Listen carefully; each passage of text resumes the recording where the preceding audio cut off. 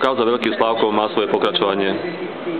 Áno, mali sme tu kauzu Veľkých Slávkov 1, dnes máme kauzu Veľkých Slávkov 2 a je otázne, či budeme mať aj kauzu Veľkých Slávkov 3. Z každej kauzy sa dá naučiť aj poučiť.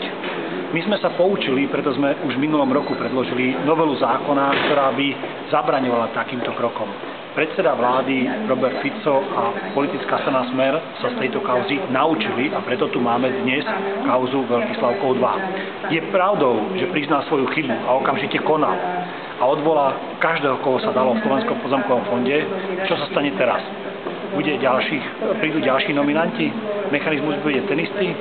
A v tej chvíli môžu vyprodukovať kauzu Veľkých Slávkov 3. Aby sa to nestalo, tak predkladáme novelu zákona, ktorá určuje, že reštituentom je treba plniť nie hmotne pozemkami, ale len finančne. V tej chvíli.